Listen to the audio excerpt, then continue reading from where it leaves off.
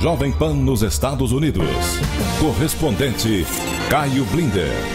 Direto para os Estados Unidos, a situação é dramática com a passagem do furacão.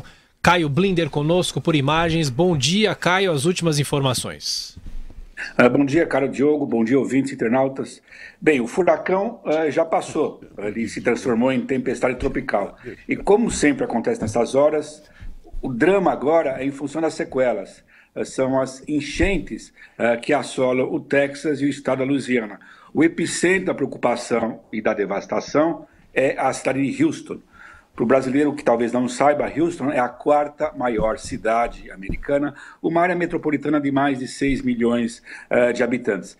E as descrições são cheias de adjetivos e advérbios. É um desastre natural épico, catastrófico. Os rios estão subindo como não se via há séculos naquela região. O número de mortos, por enquanto, é relativamente baixo para esse tipo de devastação, 5 mortos, mas infelizmente o número deve subir. Temos cenas dramáticas, nós estamos vendo na televisão agora, de resgate de pessoas que estão ilhadas, estão nos tetos de suas casas.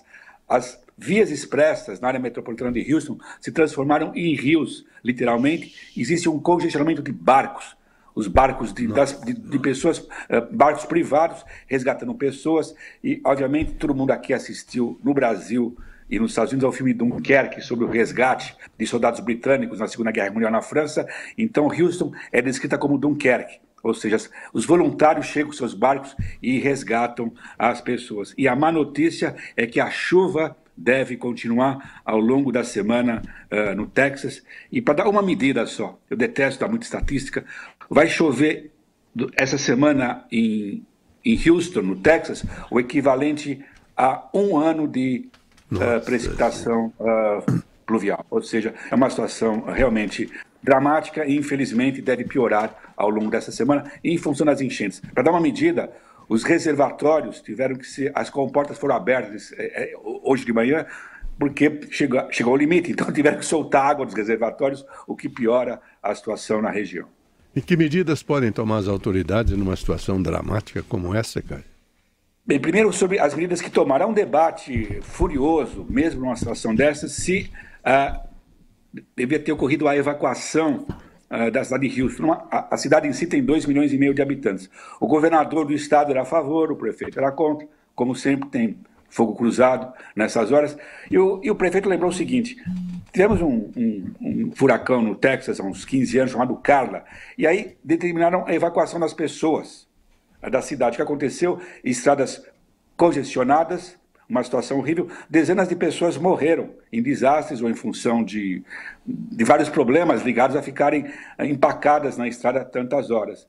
E também Katrina, que é o grande furacão da história americana, em 2005, na Louisiana, também foi uma evacuação desastrada e o resultado foram ainda mais mortos. Então, hoje Harvey já é comparado a Katrina em termos do impacto que terá na economia, em termos de devastação e magnitude de um desastre natural. E, obviamente, os olhos, como sempre, nessas horas, no presidente. Como um presidente reage numa crise como esta? O que ele deve fazer? Katrina foi realmente um desastre político para o presidente Bush, na época de 2005. Agora, esse é o primeiro, digamos, batismo de água, desculpa meu trocadilho, não de fogo, para o Trump. Ele vai visitar a região nessa terça-feira. E nessas horas pergunta, para que um presidente aparece numa área de devastação no momento realmente que as coisas estão tão dramáticas? Porque ele acaba desviando recursos que deviam ser realmente priorizados no trabalho de resgate e de cuidado das pessoas que estão numa situação